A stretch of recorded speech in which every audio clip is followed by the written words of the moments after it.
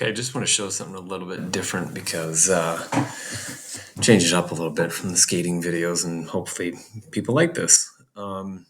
So when you're going to camps and watching drills and watching people on the internet, everything looks great and fancy and it's wonderful and it looks cool and all that stuff. And there's all these things on the ice to stick handle through and whatnot.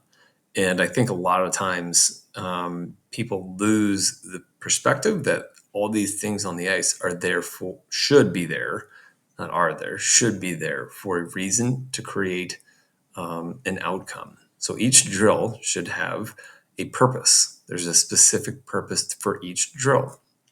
Here's a couple of them that we were doing this morning. So this player right here, we were working a little bit on his fakes. And so specifically, he's never done this before. So you can see he's working through it pretty darn good. It's not bad. There's a little bit of movement in his upper body.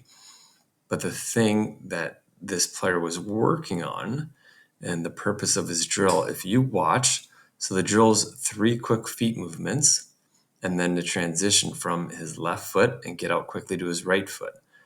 Now, the problem is his last fake, look at his leg.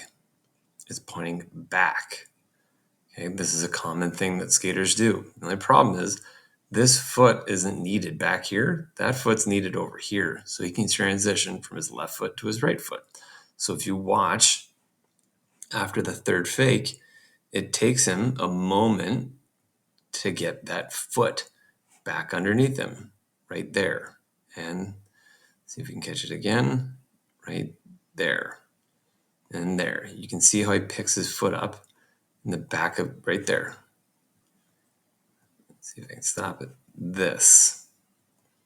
Okay, so he's going to fake. We're not going to talk about the fact that the stick is this direction and he's faking that way, and there's actually no fake there. That'll be later in his progression. But when he fakes, his foot's back. A lot of people do this. Now he fakes, his foot's back.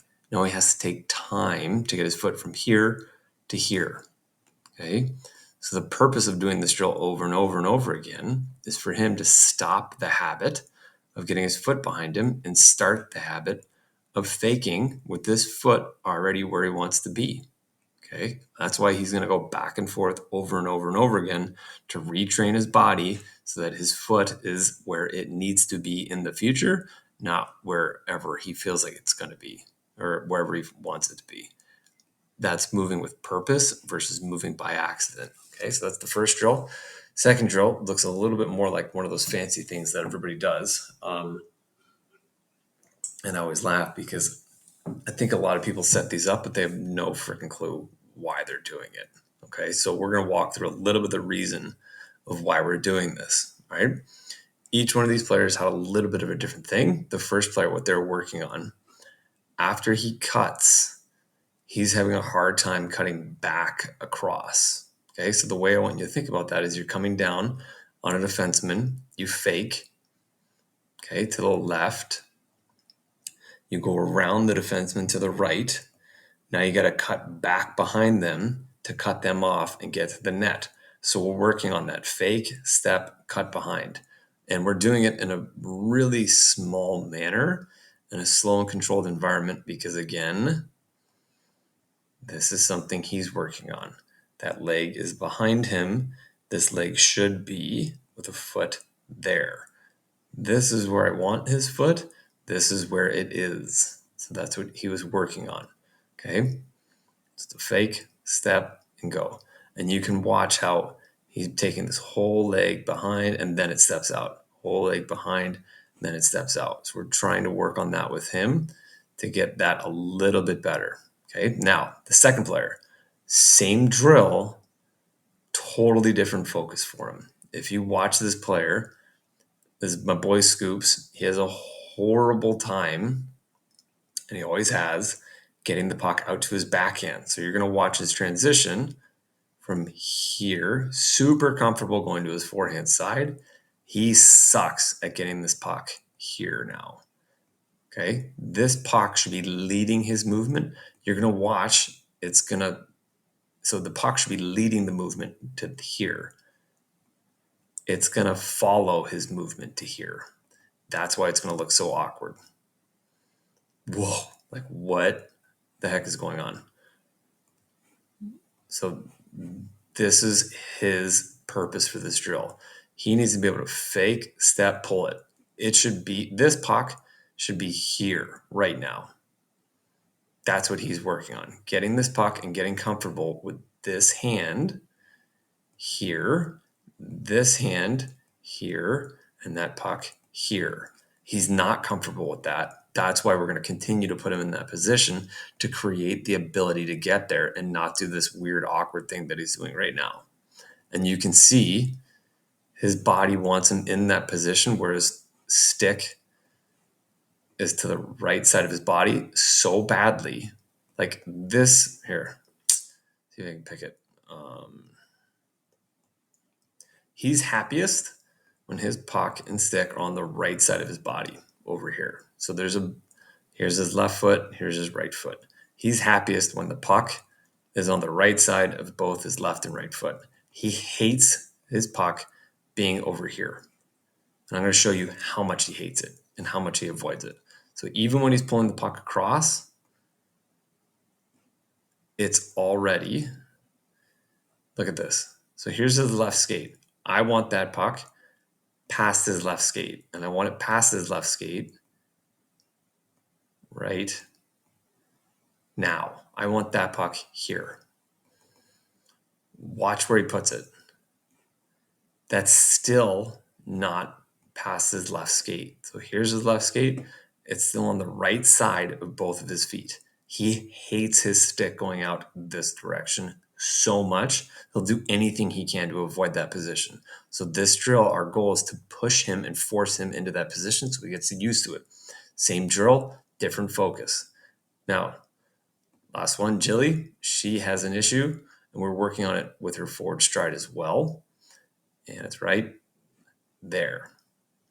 So what this position does, and this is very dramatic, okay, if you can imagine, she's trying to make a hard cut this way and then power back this way.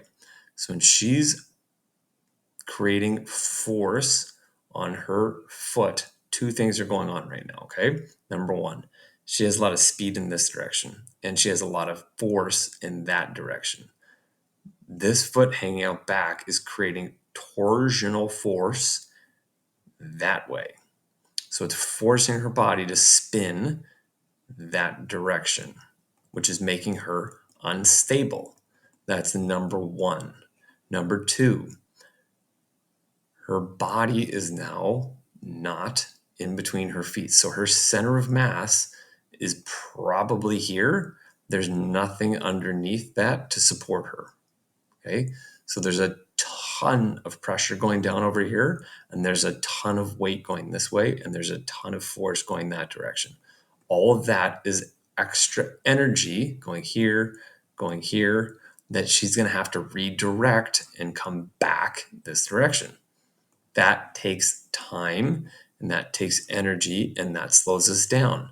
So because of the way that she's skating, look, that takes extra time for her to set up. And if any little thing gets her off balance, it throws her off because her body isn't over top of her feet. They're inside of her feet. Okay. Oh man, let's watch again. That's why it takes so much time for her to get across. All right. And an added bonus for her, this is kind of beyond the scope of the drill or what we're talking about, but I'll throw it in anyway because this is a video that I just kind of want to do. When she's stick handling there, she loses it, but that's fine.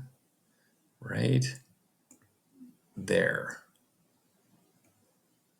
So if you notice, when she pulls the puck across, that's good, but look where she's catching the puck, on the toe of her blade. Now, and the blade's open. This is not a big target. This is easy to miss, and her blade's open.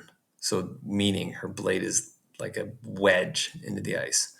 So if this puck's rolling, it's going over her stick. If she mistimes this and misjudges this, she's going to lose the puck. So one of the things that we would continue to work on in this drill is that when she pulls that puck across her body, I want her catching it here, and I want her stick angled this way so that the puck is rolling. She can settle it on her stick and maintain control. All right.